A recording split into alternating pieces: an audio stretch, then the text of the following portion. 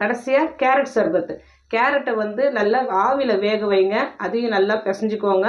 இதை வந்து நல்லா வடிகட்டிக்கோங்க. இதில் வந்து எலுமிச்சம்பழத்தோ சிறிது சேர்த்துக்கலாம்.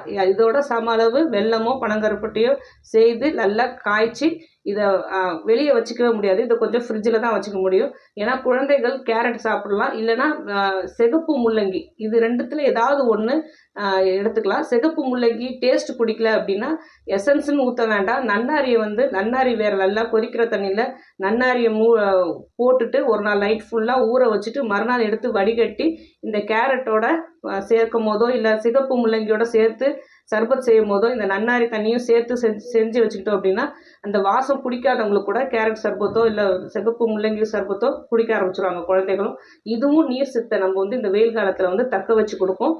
உடம்புல வந்து ஸ்வெட்டிங் நிறையா இருக்கும் போது, வேர்வை வெளியேறும் போது நிறைய டயர்ட்னஸ் வரும். இந்த சர்பத் எல்லாமே